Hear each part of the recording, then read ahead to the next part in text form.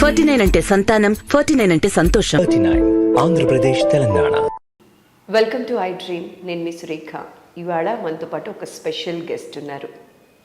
Asian గేమ్స్లో bronze మెడల్ని కైవసం చేసుకుని 30 మెడల్స్ ఇంట్లో ఉన్నప్పటికీ కూడా కష్టాలు మాత్రం తను వదిలి వెళ్ళలేదు అని అంటూ ఉన్నారు. తనతో ఇవాళ మాట్లాడి మరిన్ని విషయాలు తెలుసుకుందాం.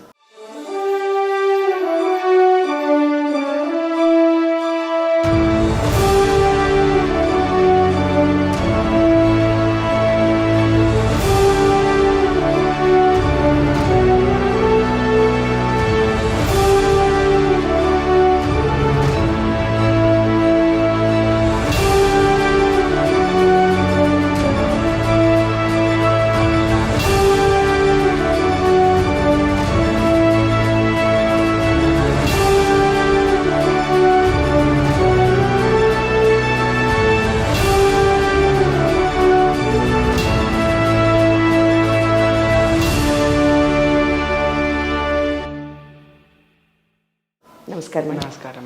ఎలా ఉన్నారు? బాగున్నాను. మొన్న ఒక వీడియో చూసినప్పుడు చాలా బాధ అనిపించిందండి. 30 మెడల్స్ ఇంట్లో పెట్టుకొని సో మన జాతీయ జెండాని ఎగురవేసి బ్రాంజ్ మెడల్ కైవసం చేసుకొని అయినప్పటికీ కూడా ఇంకా కష్టాల బాటలోనే ఉన్నారు, ఆ కష్టం ఇంకా కడతేరలేదు అని విన్నప్పుడైతే మనసు చెలించిపోయిందండి. ఎందుకు ఇంకా కూడా ఆ ఫేజ్లోనే ఉన్నారా? ఇంకా అంటే ఇప్పుడు దాకా అంటే గవర్నమెంట్ నుంచి ఇంకా ఏం సాయం అందలేదు. ఓకే. అంటే చేస్తా అన్నారు. మేము వెళ్ళి రీసెంట్గా రేవంత్ రెడ్డి సార్ని కలవడం జరిగింది. ఓకే. కలిసినప్పుడు చేస్తామన్నారు. సో మాకేంటంటే ఒక జాబ్, ఒక ల్యాండ్ ఇస్తే అంటే మాకు ఒక డ్రీమ్, మాకు హైదరాబాద్లో ఒక ఇల్లు ఉండాలనేసి. ఓకే. సో నాకు ఒక జాబ్, ఒక ఇల్లు ఉంటే అంటే మా ఫ్యామిలీ బర్డెన్ ఫైనాన్షియల్గా తగ్గి నేను కూడా ఇంకా మంచిగా పర్ఫార్మెన్స్ చేసి నెక్స్ట్ వచ్చే ఒలింపిక్స్ కానీ ఇంకొచ్చే ఏషియన్ గేమ్స్, ఇప్పుడు బ్రాంజ్ మెడల్ గెలిచాను, అదే ఏషియన్ గేమ్స్లో నెక్స్ట్ వచ్చే ఏషియన్ గేమ్స్ గోల్డ్ గెలవచ్చు. సో నా ఫైనాన్షియల్ బర్డెన్ ఉండకపోతే బాగుంటుంది. సో ఫినాన్షియల్ బర్డెన్ వల్లనే ఎక్కువ ఫోకస్ పెట్టలేకపోతున్నారు అని భావిస్తున్నాను.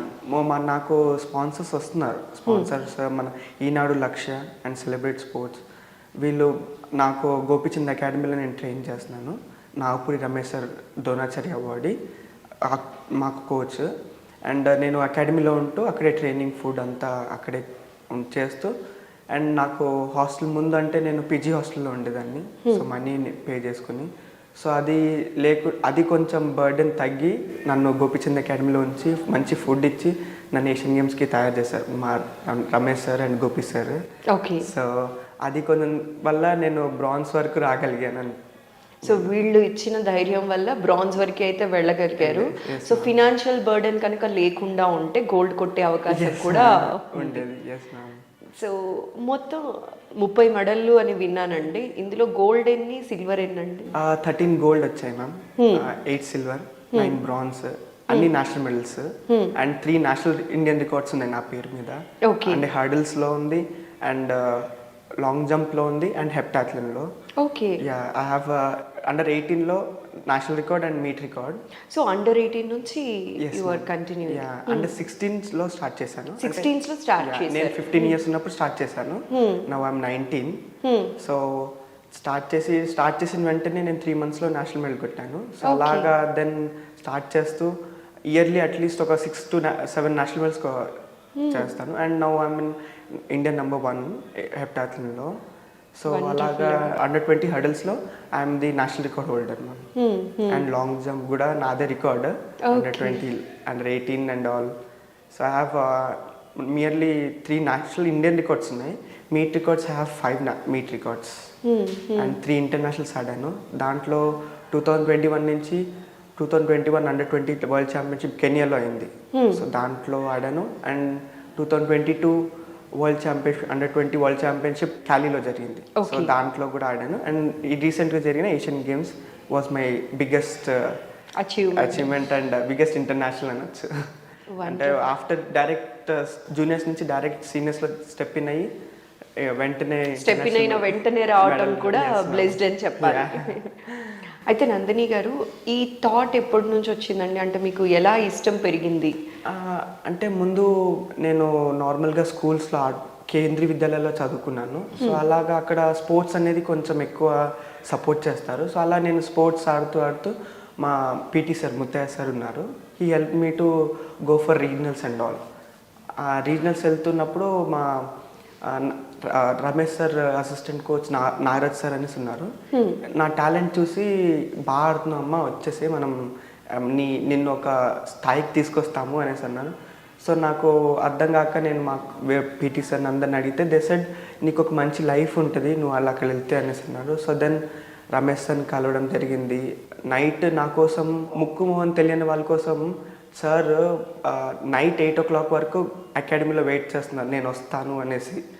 సో వెయిట్ చేసి మరి నన్ను రిసీవ్ చేసుకొని ఇలాగా ట్రైనింగ్ ఉంటుంది అది ఉంటుంది అని మా డాడీ వాళ్ళకి మంచి సంజాయించి బాగా చేసి నెక్స్ట్ 3 daysలో నన్ను ట్రైనింగ్ మీద ఉండేటట్టు చేశారు సార్. సో అక్కడ నా లైఫ్ టర్న్ అయ్యి దెన్ ఈ స్పోర్ట్స్ దాంట్లో రావడం జరిగింది.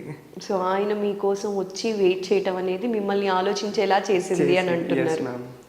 అయితే పేరెంట్స్ సపోర్ట్ ఎలా ఉంటుందండి? మీరు అంటూ ఉంటారు ఫ్యామిలీ బ్యాక్గ్రౌండ్ కూడా చాలా పూర్ బ్యాక్గ్రౌండ్ నుంచి వచ్చారు. సో వాళ్ళు ఎలా సపోర్ట్ చేశారు? ఫస్ట్ ఆఫ్ ఆల్ మా డాడీ టీ షాప్ మ్యామ్. ఇంటి దగ్గర టీ షాప్ రోడ్ సైడ్లో టీ షాప్. కర్ణాటక? లేదు మ్యామ్, తెలంగాణ. మీరు పుట్టింది పెరిగింది అక్కడే మ్యామ్. పుట్టింది అక్కడ, పెరిగిందంతా తెలంగాణ. నేను 3 months ఉన్నప్పుడు మా డాడీ వాళ్ళు బతుకు తీరు కోసం ఇక్కడికి వచ్చేసారు. ఓకే. సో ఇక్కడ ఏదైనా వస్తుంది జాబ్ వస్తుంది అది ఇది అనేసి ఇక్కడికి వచ్చేసారు. ఫస్ట్ మా డాడీ వాచ్మెన్ చేశారు. వాచ్మెన్ నుంచి దెన్ మెల్లమెల్లగా ఐరన్ షాప్ పెట్టుకుని దెన్ సొంతంగా టీ షాప్ పెట్టుకుని ఇప్పుడు టీ షాప్ నడుపుతున్నారు. మా మమ్మీ అయితే వచ్చినప్పటి నుంచి ఇంట్లో పని చేస్తూ ఇప్పుడు కూడా చేస్తున్నారు. ఇంట్లో ఇప్పటికి కూడా ఇంట్లో పని చేస్తుంటారు. అప్పుడప్పుడు నాకు ఖాళీ నేను అప్పుడప్పుడు సాటర్డే సండేస్ వెళ్ళినప్పుడు కూడా నేను కూడా కొంచెం మమ్మీతో వెళ్తూ ఉంటాను. ఇప్పటికీ ఇప్పుడు అంటే ఈ మధ్యలో ఏషియన్ గేమ్స్ తర్వాత కొంచెం నేను ఈ ఫంక్షన్స్ కానీ ఇది ట్రైనింగ్ ఎక్కువ అయిపోవడం వల్ల నేను వెళ్ళడం లేదు ఇప్పుడు. దాని ముందు నేను ఏషియన్ గేమ్స్ క్వాలిఫై అవ్వకముందు then I use to go for Saturday Sundays వెళ్ళి మమ్మీకి హెల్ప్ చేసి వచ్చేదాన్ని. మమ్మీకి హెల్ప్ చేసి వచ్చేదాన్ని. సో ఇప్పుడు అలాగే నడుస్తుంది. 2 తమ్ముళ్ళు ఉన్నారు. సో వాళ్ళు చదువుకుంటున్నారు కేంద్రీయ విద్యాలయంలో. ఒక 11th and ఒక 12th చదువుకుంటున్నారు. ఓకే. సో బాగా అవుతుంది. అదే ఇంకా డాడీ టీ షాప్లోనే ఉన్నారు, మమ్మీ ఇంకా ఇంట్లో పని చేస్తున్నారు. ఏంటంటే కొంచెం సపోర్ట్ ఉంటే వాళ్ళకి కూడా కొంచెం హ్యాపీగా పెట్టి నేను హ్యాపీగా ఉండి ఇంకా నేను మంచి మెడల్స్ తీసుకురావాలి అనేసి నాది గోల్. సో మీరు పుట్టింది కర్ణాటక, పెరిగిందంతా తెలంగాణ అయినప్పటికీ కూడా మీరు బ్రాంజ్ గెలుచుకొని వచ్చిన తరువాత తెలంగాణ కంటే కూడా కర్ణాటక గవర్నమెంట్ మిమ్మల్ని ఎక్కువ సపోర్ట్ చేసిందని విన్నానండి. అంటే అక్కడ ప్రజలు కూడా మిమ్మల్ని బాగా యాక్సెప్ట్ చేశారు. అక్కడ వెంటనే వెళ్ళిన వెంటనే స్పోర్ట్స్ మినిస్టర్ గారు నాగేంద్ర సార్ గారు కాల్ చేశారు. డైరెక్ట్ నాకు కాల్ చేసి కంగ్రాట్స్ అమ్మా, మంచి మెడల్ తీసుకొచ్చావు అనేసి అప్రిషియేట్ చేసి కంగ్రాచులేషన్ చెప్పారు. అలాగే మినిస్టర్ అక్కడ ఉన్న ఎమ్మెల్యేస్ కాల్ చేశారు. సో అంటే ఏదో ఇల్లు మా పెద్దనాన్న మా తాతయ్య చనిపోయారు. సో వాళ్ళకి కూడా నేను ఏషియన్ గేమ్స్ కోసం వాళ్ళ కోసం వెళ్ళలేదు. ఆఖరి చూపు కూడా చూడలేకపోయాను వాళ్ళని ఏషియన్ గేమ్స్ కోసం.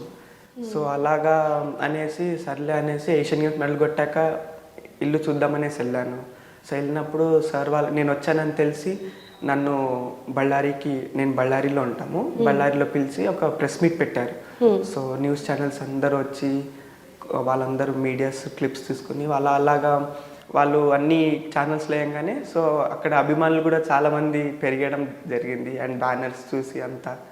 సో ఇక్కడ అంటే ఆ 1 week నేను లేను కాబట్టి మీరు లేకపోవటం వల్లనే ఇక్కడ అది మిస్ అయ్యారేమో ఆ వెల్కమింగ్ అనేది నాకు పర్సనల్గా అనిపించిందండి. ఎందుకంటే మీరు వచ్చిన వెంటనే కూడా చాలా మంది మీడియా పర్సన్స్ మిమ్మల్ని రీచ్ అవ్వాలని చూసినప్పటికీ కూడా మీరు అవైలబుల్ లేరు ఫస్ట్ 1 week. ఇంకోటి నేను ఇంకా ఎక్కడ బయటికి అంటే నా కాంటాక్ట్స్ ఎవరికి తెలియదు.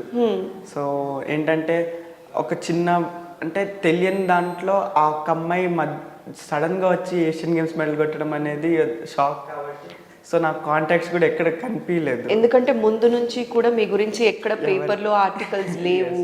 సో సర్ప్రైజింగ్ గా అనిపించింది. సడన్ గా బ్రాంజ్ గెలిచిన తరువాతనే తెలిసింది తప్ప ముందు ఎక్కడా కూడా మీరు వెళ్తున్నట్టు కూడా ఇన్ఫర్మేషన్ తక్కువ మందికి ఇచ్చారు. అంటే వీ వాజ్ లైక్ వస్తుందని ఉండే కానీ వీ వాజ్ నాట్ అంత కాన్ఫిడెన్స్ లేకుండే. ఓకే. బట్ సార్కి అయితే కాన్ఫిడెంట్ ఉంటే నువ్వు మెడల్ కొడతావనేసి, సో ఆ కాన్ఫిడెన్స్ కూడా నాకు కూడా అనిపించింది మెడల్ కొడతాననేసి.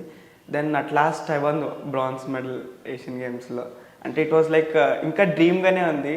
నేను మెడల్ కొట్టానంటే ఇంకా నాకు నమ్మేసక్యంగా లేదు. ఏంటంటే ఒక చిన్న లో బ్యాక్గ్రౌండ్ నుంచి వెళ్ళి ఒక వేరే కంట్రీలో, అది కూడా చైనాలో ఇండియా గెలవడం అనేది ఇట్స్ వాజ్ లైక్ డ్రీమ్ లాగే ఉంది నాకు ఇంకా. ఓకే. అయితే మీ టైమింగ్స్ అది ఎలా ఉంటుందండి? కోచింగ్ కోసం ఎంత టైం వెచ్చిస్తారు ఒక రోజులో? Morning 3 hours and evening 3 hours చేస్తుంటాం. మార్నింగ్ 7 to 10 వరకు చేస్తాము. Evening we'll have 4 to 7. So coach Ramesh sir, we have Ramesh sir కింద assistant coaches they are 5, Lakshman sir, we have Mridula ma'am and physios ఉన్నారు. Okay. Shaji sir, Narad sir coaches. వీళ్ళు starting నుంచి వీళ్ళందరూ నన్ను support చేసి, నాకు ఇంజరీ అయినప్పుడు కూడా నన్ను డౌన్ డిప్రెషన్లో వెళ్ళకుండా నన్ను అక్కడి నుంచి బయటికి తీసుకొచ్చారు. అసలు ఈ ఇంజరీ గురించి మాట్లాడాలండి. ఆ ఇంజరీ ఎలా జరిగింది?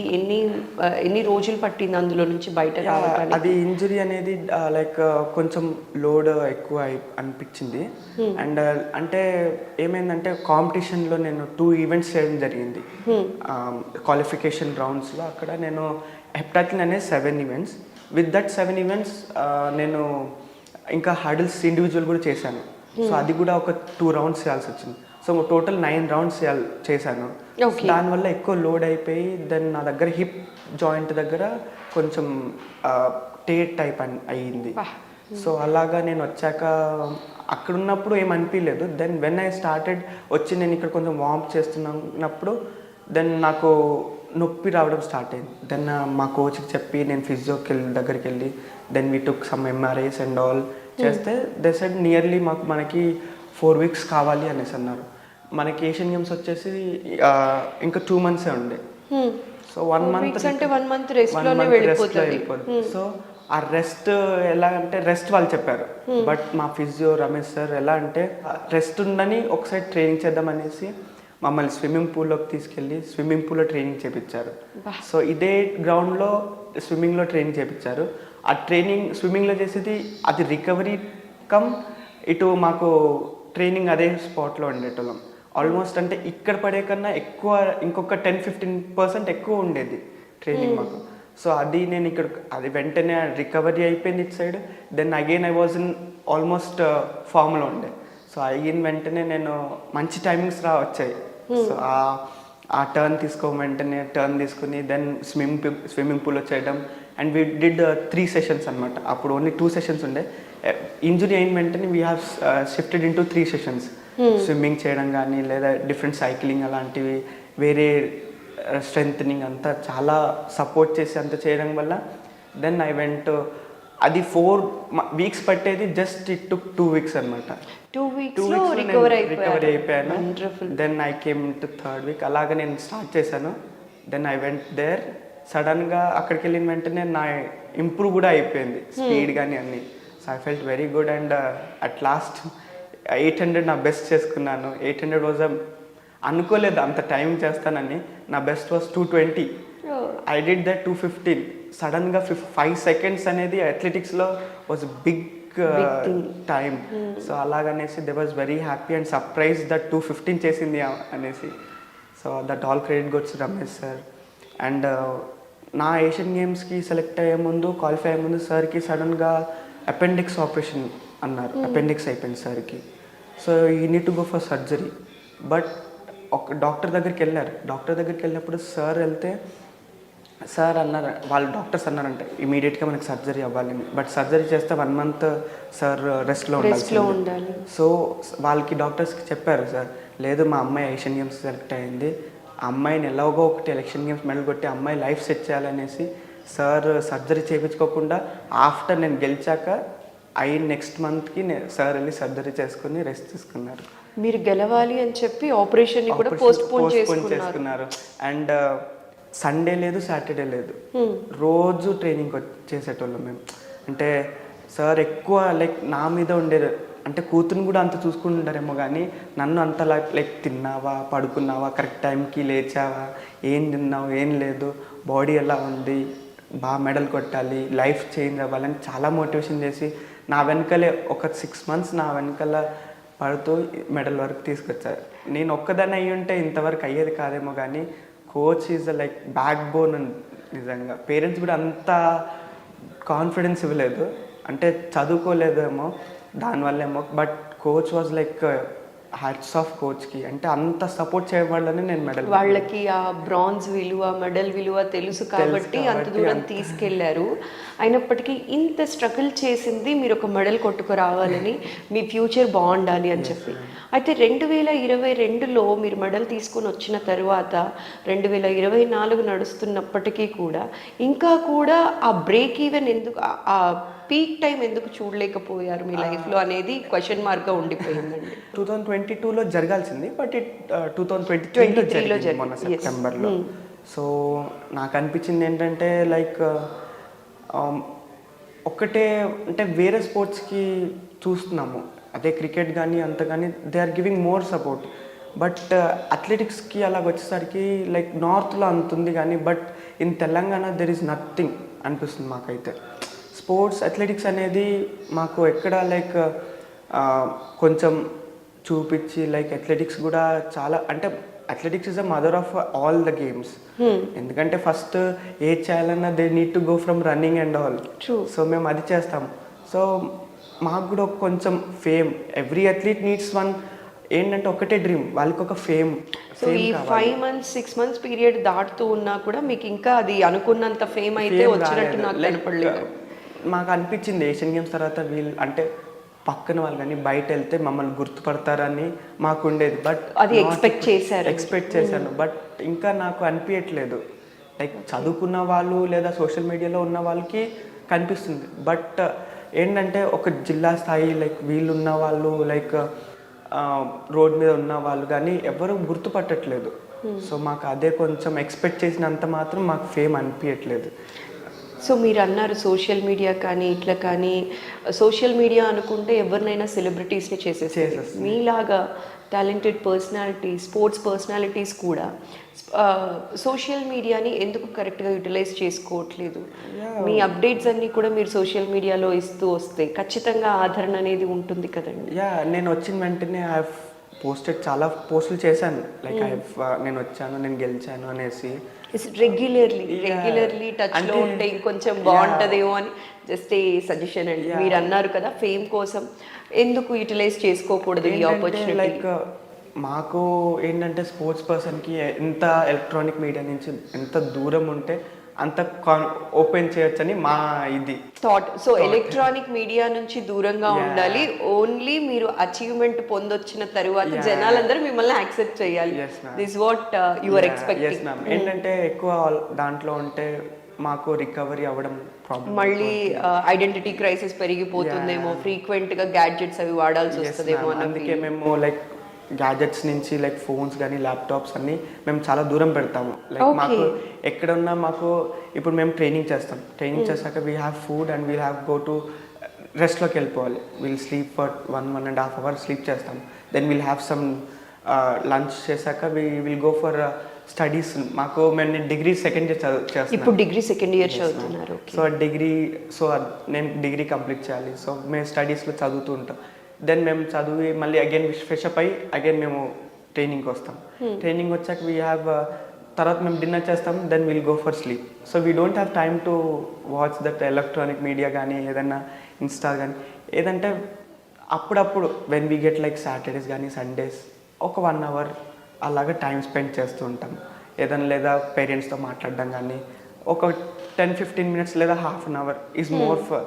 మేము వారంలో ½ an hour అంటే రోజుకి ½ an hour. ఓకే. ఇవి లైక్ సాటర్డే సండేస్ వచ్చినప్పుడు ఒక 1.5 hour will spend like seeing some movies కానీ లేదా వీ సీ సమ్ మాకు హెల్ప్ అయ్యే స్పోర్ట్స్ వీడియోస్ కానీ ఈ టెక్నిక్ వీడియోస్ కానీ చూస్తూ ఉంటాము.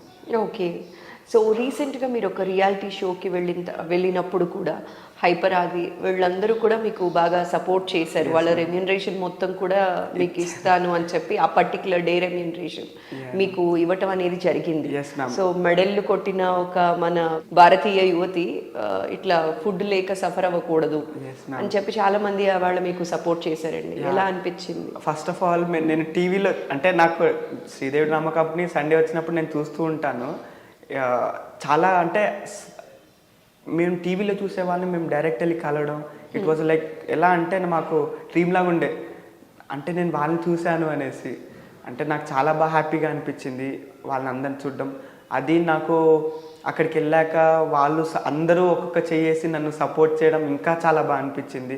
నిజంగా వాళ్ళందరికీ hats off and thank you అందరికీ. ఏంటంటే వాళ్ళు అంత మంచిగా రిసీవ్ చేసుకుని దే స్టార్టెడ్ సపోర్టింగ్ మీ అనేసి వాళ్ళు సపోర్ట్ చేశారు.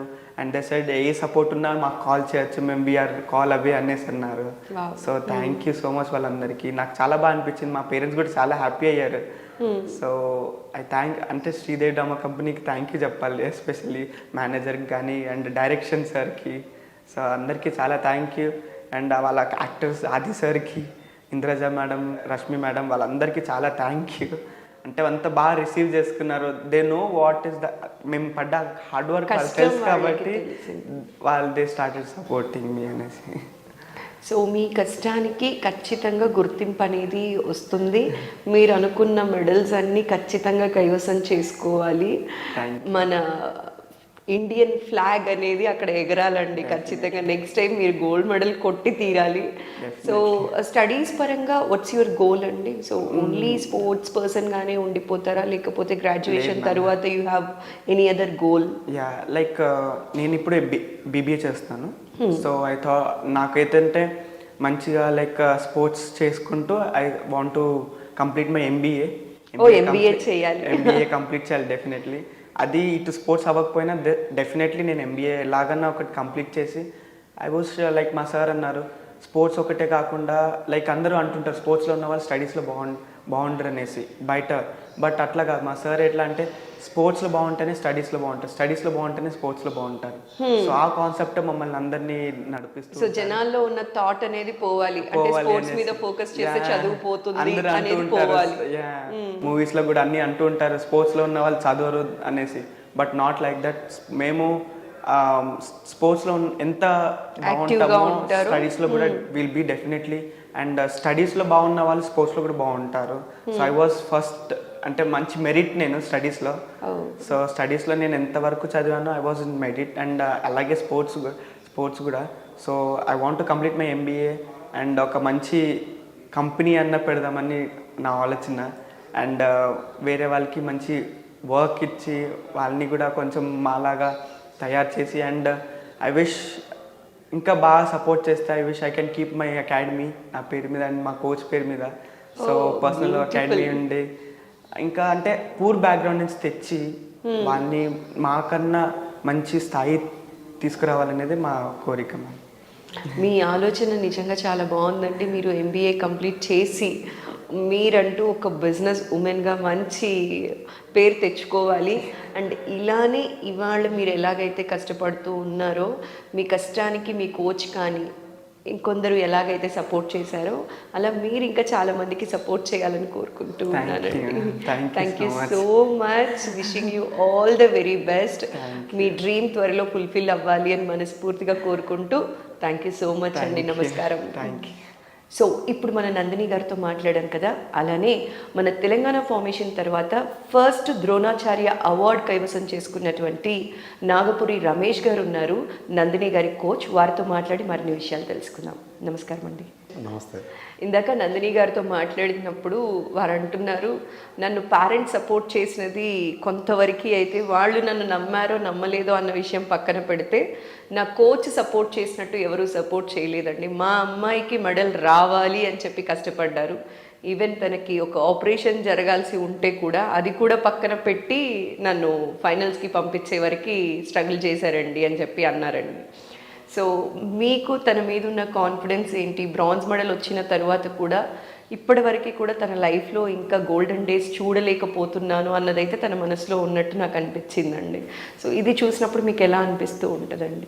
బికాస్ యాజ్ పర్ అంటే హర్ జర్నీ ఈజ్ యూనిక్. ఎందుకంటే ఒక రోడ్ సైడ్ వాళ్ళ ఫాదర్ రోడ్ సైడ్ టీ అమ్ముకునే స్టేజ్ నుంచి అండ్ వాళ్ళ మదర్ కూడా ఇళ్ళల్లో పనిచేసి and even she's to work అక్కడి నుంచి ఈరోజు ఏషియన్ గేమ్స్ మెడల్ మన దేశానికి తీసుకురావడం and now she become one of the celebrity right. It's great I can say achievement and evolution and inspiration అలాంటి అమ్మాయిలకి. అంటే టాలెంట్ ఉంటే ఎవరైనా హెల్ప్ చేస్తారనేది ఒక hope. So that's what it's a great message for the society and she is very very talented and చాలా hard work. ఎందుకంటే first Asian గేమ్స్లో వెళ్ళి మెడల్ తీయడం అనేది అంత ఈజీ కాదు రైట్. అంతకుముందు కూడా జూనియర్ వరల్డ్లో కూడా she came 5th. So she has got a amazing talent and work ethics. So that credit goes to their parents giving birth to such a child and it's a hard work. Meaning we play our role as a coach, but rest everything is their hard work, their talent. Okay, సరే ఎలా అనిపిస్తుందండి ఇట్లా చాలామంది sports పర్సన్స్ని మీరు తీర్చిదిద్దుతూ ఉంటారండి? ఎందుకంటే ఇది ప్రొఫెషనల్గా ఎవరు చూడట్లేదు, అతి తక్కువ మంది పేరెంట్స్ చూస్తూ ఉన్నారు. కొంతమంది పేరెంట్స్ కూడా ఎలా చూస్తున్నారంటే ఐడెంటిటీ క్రైసిస్, నా బిడ్డకి పేరు వస్తుందని చెప్పి తీసుకొచ్చి స్పోర్ట్స్లో పెడుతున్నారే తప్ప స్పోర్ట్స్ని స్టడీస్ని బ్యాలెన్స్ చేస్తూ కూడా నా పిల్లల్ని నేను స్పోర్ట్స్కి వాళ్ళని తీసుకొని వచ్చి జాయిన్ చేయొచ్చు, వాళ్ళని ఎంకరేజ్ చేయొచ్చు అనుకునే పేరెంట్స్ తక్కువ మంది ఉంటున్నారు కదండి. అలాంటి పేరెంట్స్కి మీరు ఇచ్చే సలహా అండి? Old and wrong concept.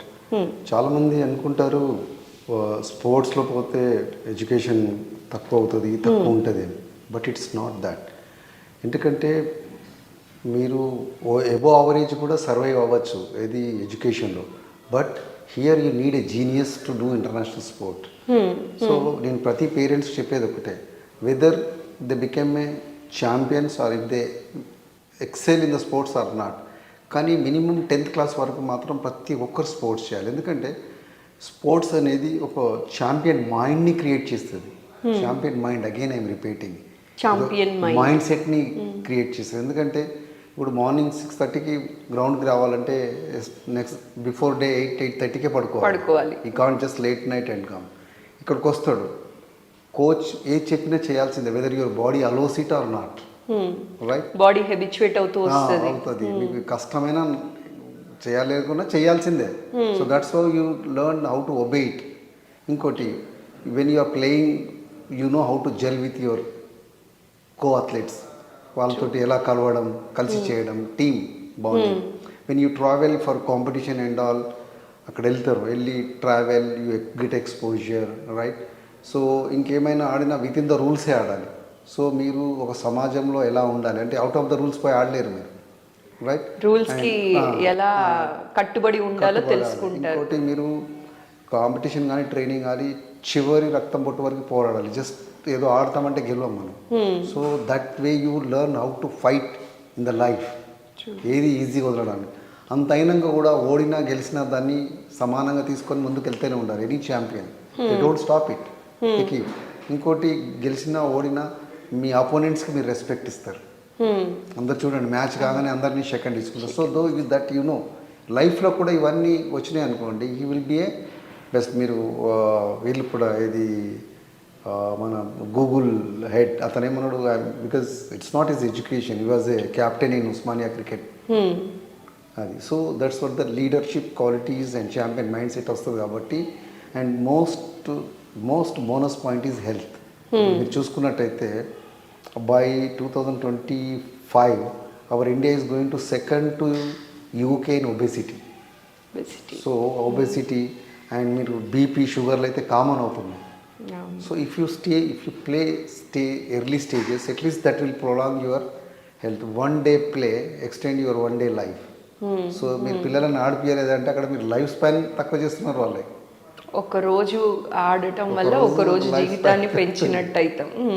So parents అది అవన్నీ చూసుకొని, సో ఛాంపియన్ అవుతారా కాదు, అట్లీస్ట్ 10th వరకు మాత్రం పిల్లలను స్పోర్ట్స్ అనేది అవసరం, ఛాంపియన్ అవుతారా అవ్వరా అన్న సంగతి పక్కన పెడితే ఇన్ని బెనిఫిట్స్ ఉన్నాయి.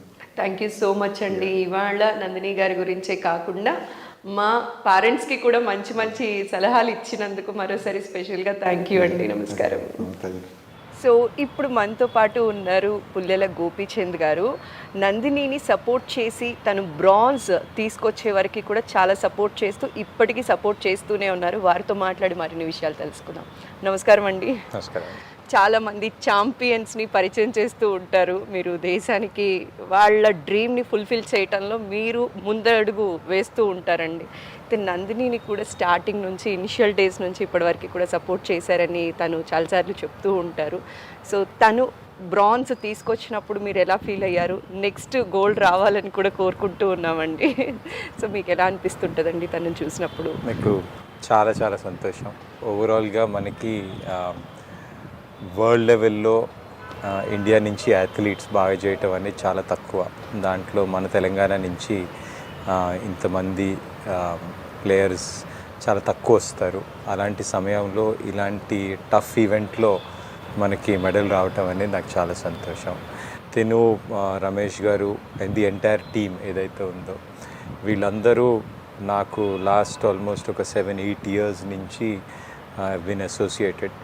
అండ్ ప్రతి ఒక్క అచీవ్మెంట్ అంటే మొదటిసారి స్టేట్ గెలిచినప్పుడు, మొదటిసారి నేషనల్స్కి వెళ్ళినప్పుడు, అక్కడికి మెడల్ గెలిచినప్పుడు, మొదటిసారి ఇంటర్నేషనల్కి వెళ్ళినప్పుడు, మొదటిసారి ఏషియన్ గేమ్స్ వెళ్ళినప్పుడు, అంటే ప్రతి మెట్టు ఒక అచీవ్మెంట్ లాగా భావిస్తూ అండ్ ప్రతి మెట్టుని సెలబ్రేట్ చేసుకుంటూనే ఉన్నాం. అండ్ మా అదృష్టం ఎందుకంటే ఇంత మంచి అచీవ్మెంట్కి మేము దగ్గరుండి చూసుకోగలిగే అదృష్టం మాకు అండ్ దొరికిందని మోర్ ఓవర్ భావిస్తాను. మీరు ముందే ఎలా సెన్స్ చేశారు సార్? మట్టిలోని ఆని ముత్యాలని మీరు సపోర్ట్ చేసి తనకు కావాల్సిన అన్నీ కూడా ప్రొవైడ్ చేసి ఇక్కడే అకామిడేషన్ కూడా ఇచ్చి కోచింగ్ ఇచ్చి ఇంత సపోర్ట్ చేశారు కదా, సెన్స్ చేశారా అండి ముందే తను ఖచ్చితంగా మెడల్ కొట్టి వస్తారు అని చెప్పి? నాకు ఎందుకో సంభవ్ ఎప్పుడో చాలా నమ్మకం. చాలా నమ్మకం వల్ల మనకి నాకు ఎవరైతే ఫ్రెండ్స్ ఉన్నారో లేకపోతే people who came to support me and the academy, మనకి విక్రమ్ అండ్ రవి కైలాష్ అని చెప్పి మైత్రా ఫౌండేషన్ నుంచి కానీ లేకపోతే ఈనాడు గ్రూప్ నుంచి కానీ వీళ్ళు రావటం వల్ల మాకు ఈ ఒక ఈకోసిస్టమ్ లాగా తయారైంది. సో ఈరోజు కోచెస్ కానీ, ఫిజియోస్ కానీ, ట్రైనర్స్ కానీ, ఇక్కడ ఉండటానికి కానీ, ఫుడ్ ఫెసిలిటీస్ కానీ, జిమ్ కానీ, రికవరీ కానీ, ఇవన్నీ ఒక్కొక్కటి బిల్డ్ చేసుకుంటూ వచ్చాము. అండ్ ప్రతి స్టేజ్లో అంటే ఇనిషియల్ స్టేజ్లో బయట ఒక పేయింగ్ గెస్ట్ లాగా ఉండి లేకపోతే హాస్టల్ నుంచి రావటం, వీళ్ళకి ఏదో ఒక చిన్న సపోర్ట్, బనానాస్, కొంచెం ప్రోటీన్ అవన్నీ మనం గ్రౌండ్కే ఇవ్వటం. అలాగే దాని తర్వాత ఒక మెట్టు ఎక్కగానే బయట టోర్నమెంట్స్కి వెళ్ళాల్సి వచ్చింది, గౌహటి వెళ్ళాల్సి వచ్చింది, లేకపోతే కల్కట్టా వెళ్ళాల్సి వస్తే వీళ్ళకి ఫ్లైట్ ప్రొవైడ్ చేయటం, ఇంటర్నేషనల్ వెళ్తే కొంచెం ఒక మంచి అవేర్నెస్ తోటి వాళ్ళకి ఇంకా కావాల్సిన సపోర్ట్ టీం ఏదైతే ఉందో వీళ్ళందరినీ తీసుకురావటం జరిగింది. ఇదంతా నాకు తెలిసి ఒక దేవుడు విష్ లాగా భావిస్తున్నాను. లేకపోతే ఇంత మంచి విషయం ఇంత బాగా జరిగే అవకాశమే లేదు. అసలు చాలా హ్యాపీగా ఉందండి. ఎందుకంటే ఇంత చేసిన తర్వాత కూడా లాస్ట్లో చివరిగా మీరు అంటున్నారు అంతా దేవుడి సంకల్పం అని చెప్పి. సో మీ సంకల్పానికి ఆ భగవంతుడు ఖచ్చితంగా సపోర్ట్ చేయాలి. ఇలాంటి వాళ్ళు ఇంకా చాలామంది మెడల్స్ సొంతం చేసుకొని రావాలి. అండ్ పుల్లెల గోపీచంద్ గారు అనగానే బ్యాడ్మింటన్ అనేదే మెరాకిల్స్ చేశారు మీరు అందులో, అది అందరికీ తెలుసు. బట్ అథ్లెటిక్లో మళ్ళీ మెరాకిల్స్ జరగాలని మనస్ఫూర్తిగా కోరుకుంటున్నానండి. Thank you so much. నమస్కారం. Thank you very much.